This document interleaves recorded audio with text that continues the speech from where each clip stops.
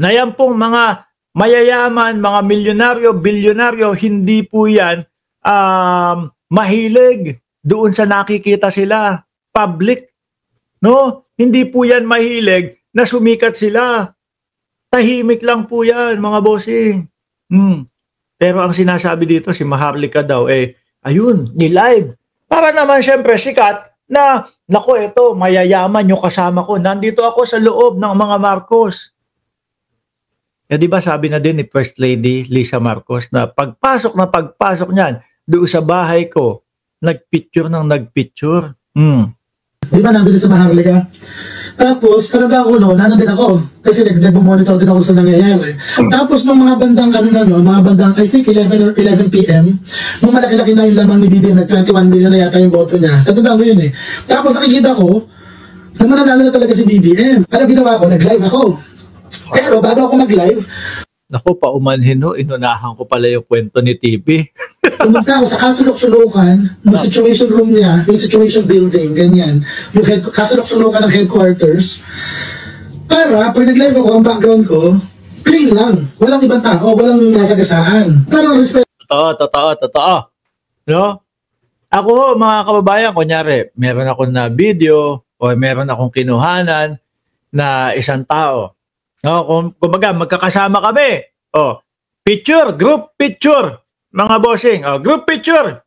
Papaalam ko muna 'yon. Mga boss, pwede ko bang i-post 'to? Baka kasi merong mga kagaya ng mga kaibigan mo, hindi ako nagpaalam. Hindi ako nagpaalam na dito tayo pupunta. Mga may ganun, masagasaan. Di po ba? Respeto doon sa mga kasama. Hindi po porkit nandiyan yan, basta video ka na lang ng video. Lalo na po yung mga bilyonaryo, milyonaryo na mga kababayan. Hindi yan timawa sa kasikatan. Ayaw nga po niya, nalalabas Ito lang sa privacy ng ibang mga tao. Si Maharlika ginawa? Ini-live. Pati yung mga mayayaman na kamag-anak ni PBBM na hindi naman gustong lumabas sa video, ini-live niya. Binigyan niya yung mga mukha. Tanongin kita bakla, paano ka hindi makakabusita ng tao, wala kang respeto sa privacy nila? Mga ganun bagay, yung parang binigyan kayo ng chance na makapasok kahit pa paano sa circle nila. Kasi alam niyo naman, ibang social circle yun Binigyan kayo ng chance na makapasok, kayo squandered it. Kasi hayok na hayok siguro kayo na magka-content.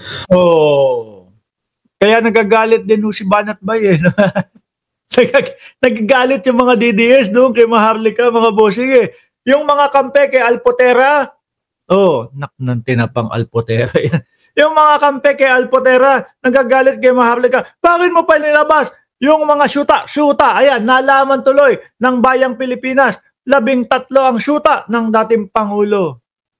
Kaya po, para medyo umokay-okay, kasi sa Pilipinas, hindi naman po, hindi naman po normal yung 13 ang syuta. 13 ang syuta. Mga kababayan, hindi normal sa atin yun. Kaya, para magmukha na lang, okay lang yan. Kagat na lang po. Biruin mo, ginawa pa nila katatawanan. Away-away na magsusyota. Yan. Nagkaroon pala tayo talaga ng presidente na hindi marunong rumespeto sa kababaihan. Kung yabang na yabang kayo na nandun, in-live ninyo. Hindi po ganun. Yung mga Marcos nga, 2017 ko pa kilala. Sino nakaalam na close ako sa kanila? Kailan lang? Kasi hindi ako ganun. Hindi ako yung makasama sa mayaman, pipicture na ako sa mayaman, tapos ipopost ko na. Kasi pa yun. Hindi ganun. Kailangan makasama kayo ng konti. Wala, chip ka pala, Maharlika TP, nakikita ko, naka-Gucci si Maharlika na, na chinelas, naka-Gucci yan, Pero chip nga naman yung mga ganun, mga boss. Unang beses ka lang yata pinapasok ng gano'ng kadaming bilyonaryo sa isang kwarto. Ano ginawa mo? Nilive mo sila. Nakikita mo ba na bago lumitaw yung mga yan? Kumbaga kasi ang gusto nila doon, eto mga kaibigan ko, milyonaryo, bilyonaryo, kasama ako sa mayayaman. Ganun yung gustong sabihin niya.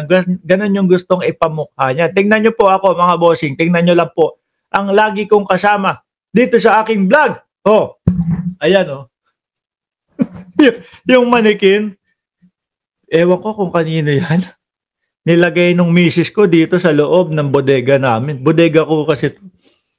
Kada lalabas ako, nagugulat ako pagtingin ko, meron nakatayo Kala ko kung ano Tuloy. Dami tayo mga seremonyas bago lumitaw sa TV, tapos nga bilang dinive mo lang. Eh di pasikat ka masyado, kaya ka nakabusita siguro. Diba parang may sakit yung galawan, hindi ganun, bad joke. Sakit to na, sabihan ka pasikat, o bad daw yun. Diba? 2019, totoo na lang, 2019, bago mag-pandemic. Sumama ako sa isang food trip ni, yung food tour ni Chef Sandy Daza. Nakasama ko sila BB, at nakita ba nagpost ako kahit isang picture? 2019 yun, bago mag-pandemic. Walang picture. Magkaibigan na kami ni Lisa ng close, 2018 pa. Nung panahon na... Kasi mga social climber, alisin ko na ho mga bossing. Dumako na tayo doon sa kay Inday Sara Duterte, mga kababayan. Nako, madami to. 1, 2, 3, 4, 5, 6, 7, 8, 9. Tatlo. Mga bossing, ito. No? Sa atin ho, mga kababayan, tayo kapag kayong mga nagpo-posisyon tayo, di ba? Inihahalal natin, ibinoboto natin. Pero sa mga Duterte, mga bossing, pansin nyo po ba yung pagiging nepotismo nila? Yung tipo bang gagamitin nila yung mga kapangyarihan nila, gagamitin nila na sila ay nakaupo, gagamitin nila na ako ay presidente, mag-a-appoint ako ng mga kamag-anak ko.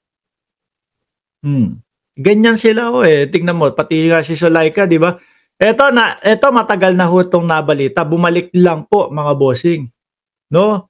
Naalala ko lang po, no? Sabi, kaya di maiwan ni BP Sara, si Sulaika, matagal nang magkasintahan, sabi po ni Montulfo. Siguro po, ayan ang dahilan na magkasintahan sila, kaya, nai-appoint si Lopez doon sa OBP, no?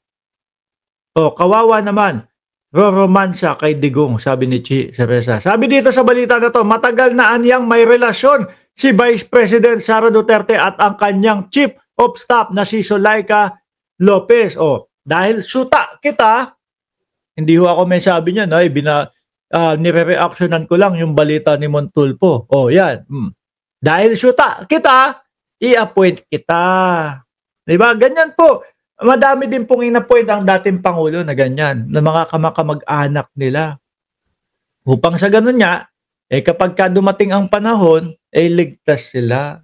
Pati po sa Supreme Court, 'di ba? Mga ano doon, appoint din ng dating Pangulong Duterte, pero dito muna tayo. Matagal aniyang may relasyon si Vice President Sara Duterte at ang kanyang Chief of Staff na si Sulaika Lopez.